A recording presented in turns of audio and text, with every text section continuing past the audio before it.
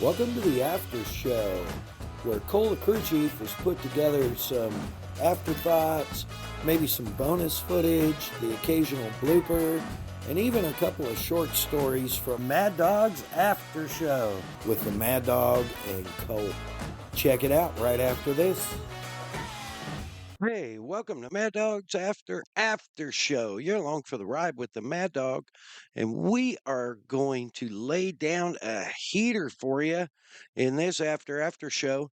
Right after we take a minute and thank all our partners and sponsors. Of course, Kicker Performance Audio, Kicker Power Sports Audio, Kicker Marine Audio. Find them online, kicker.com, on Instagram at Kicker Audio, on Facebook at Kicker. Every other Tuesday night live on their Kicker Unmasked live TV show on their YouTube or Facebook. Of course, Bomber Eyewear, Bomber Floating Eyewear, Bomber Safety Eyewear. Get them all combined in one like I do. MAddOG approved. BomberEyewear.com.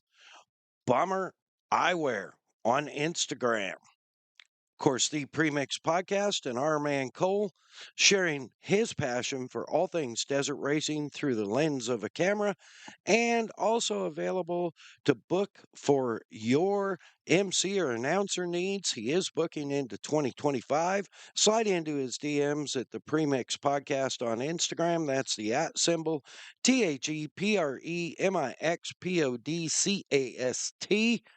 Hit him up. Of course, Kelsey Morrell Film, find her on Instagram at Kelsey Morrell Film for all your film and still production needs, video needs, from pre-production to post-production, everything in between, on Instagram at Kelsey Morrell Films. Of course, Hey Keeks Marketing for all your social media needs or website needs. Find her on the web at heykeeks.com or on Instagram at heykeeksmarketing.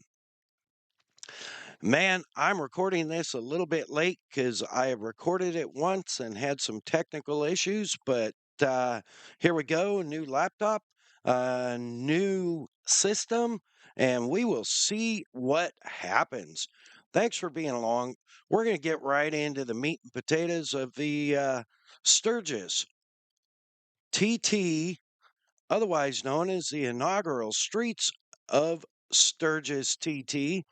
And man, it was my first time in Sturgis, thanks to J-Dub and the Kicker Audio crew. I am so glad that I got to represent them out at Sturgis and make the trip with J-Dub. Flew out there, jumped in the truck with him, literally rolled up to Rapid City.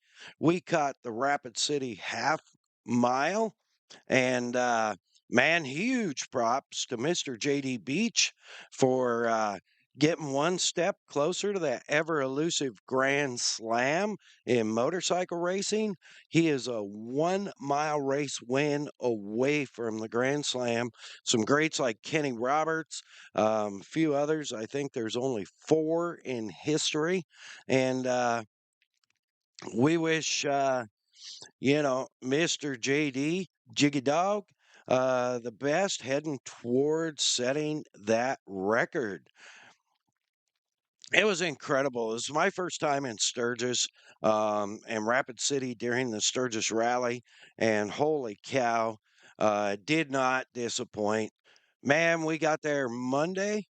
Got set up Tuesday morning for race day at the Black Hills Speedway, legendary speedway, for the Black Hills Half Mile American Flat Track race. And where we were set up, didn't get to see a lot of racing at all, basically zero. Um, I was watching it on my AFT app, which you should all have. Find it on your Play Store or wherever you get your apps. And man, it was really, really great to watch the times, watch that they were doing, and the bike attendance for that race was amazing. I mean, just incredible. You may find some pictures on our after show social media, Instagram, or on our Facebook, Mad Dog Media. Holy cow, it was crazy. There was so many bikes there. Reminded me of Lexington, Kentucky, and the Red Mile a few years ago I went to. But the real highlight was the inaugural City of Sturgis American Flat Track Streets of Sturgis TT. And they blocked off 4 streets, one whole city block, added a dirt section with jumps through one of the parking lots, and they raced, yes, folks, on the pavement. And there was a lot of the AFT riders and people that probably weren't 100% on board. But let me tell you, as a fan of all things motorcycle racing, holy cow, it was exciting.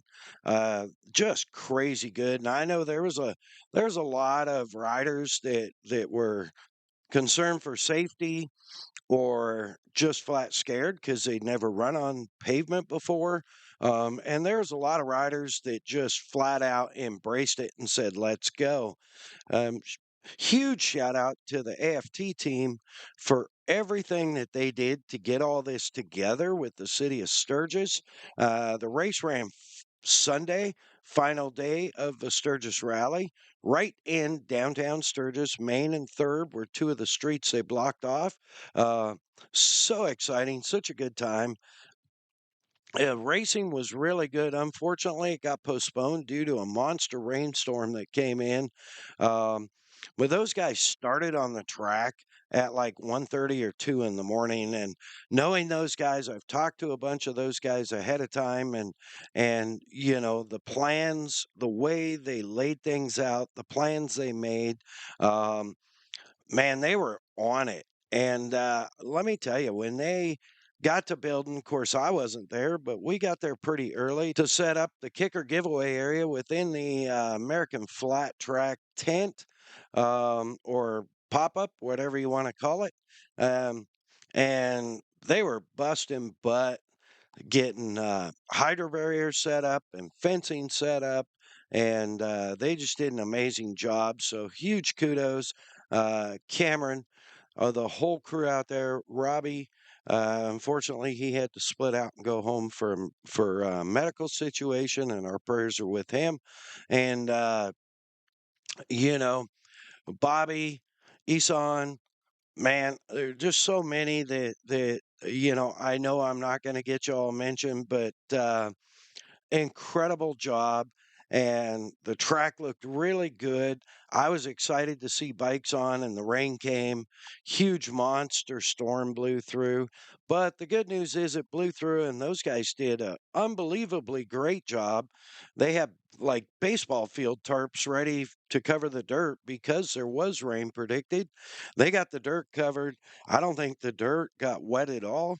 As soon as the storm blew over, sun came out, street started drying. They got their cat rental store little skid steers out with the blowers on it and was blowing the track off and hand blowers and working the dirt. And man, they got the race in. That's the whole thing. It was delayed, and there was a noise ordinance in effect. And I heard a lot of poo poo in social media about them not being able to run the heat races and how lame the city of Sturgis was for the time ordinance at 8 p.m. But you know what?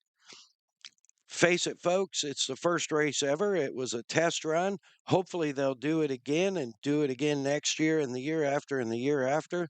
I, for one, was a huge fan. It was exciting. People were stacked all the way around the race course, 2, 3, 4, 15 deep to watch this race. And they ran, because it was brand new, they ran 3 sessions of qualifying, which personally I felt was a little excessive.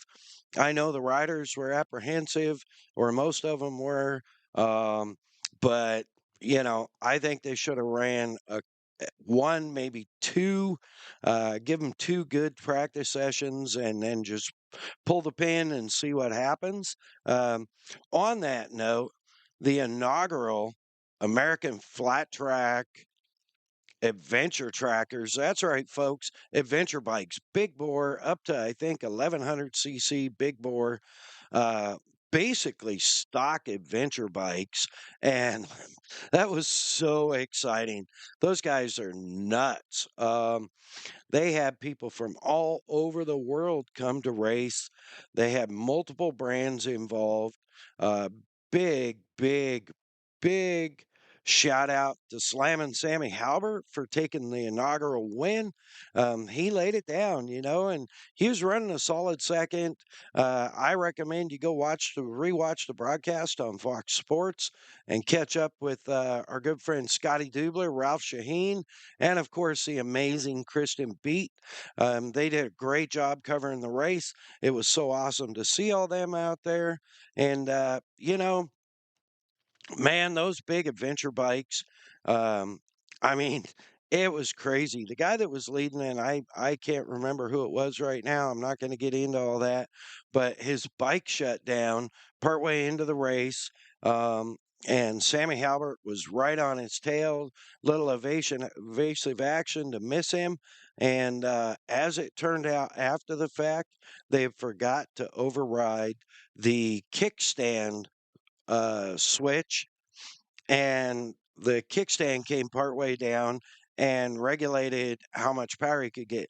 He did get back going, but at that point, Sammy Halbert was out there, checked out, and gone. Um, you know, it was exciting. It was just fun, squealing tires, and I had a great time at it. Of course, they ran the singles out, and crazy, crazy good action with the singles. Um, man, it was just so much fun. Those guys were hooking up, coming down. It was interesting. They started the race on a side street and finished the race on Main Street.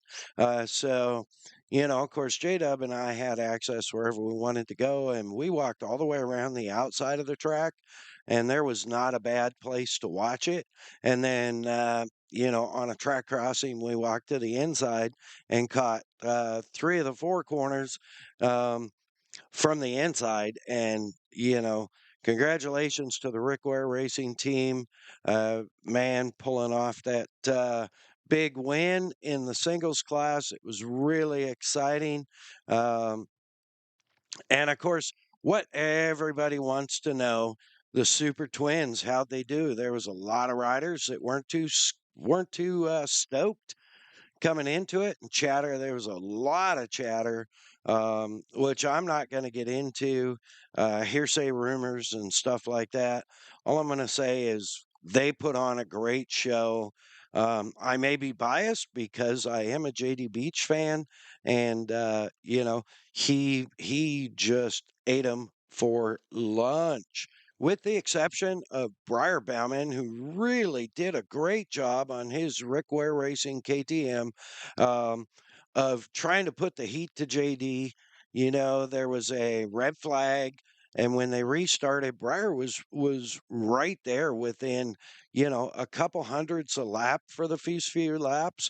JD just kept knocking it off, and he wasn't knocking it off in huge, huge amounts. Um, so kudos to Breyer, it's not his jam. I'm sure he really wasn't too stoked about it. I think JD would just be happy to moto no matter what it is. Uh, Off the start, the points leader trying to get his 10th championship in the series, Jared Mees, um, and nothing, taking nothing away from Jeremy's great, great, great legacy. Um, and, of course, being on the Indians has helped him immensely. Obviously, they've had a lot of advantage and a lot of factory money and factory backing to help them become a bike you can't touch. And, to me, on a side note, to me, when you have the factory back same bikes winning time after time after time, it's not great TV, it's not great racing. As a fan, we want multiple bikes to win, and that's what we're starting to see. Um, and it's exciting. It just adds to the excitement of the race. There's a lot of people disappointed and pissed off that this is the final year for the factory built, race only built Indian. But, they've had their run, put them on an equal playing field with everyone else, and let's see how things go. That's just my humble opinion. Um, but I think next year should be pretty exciting with everybody having to go to a production based engine.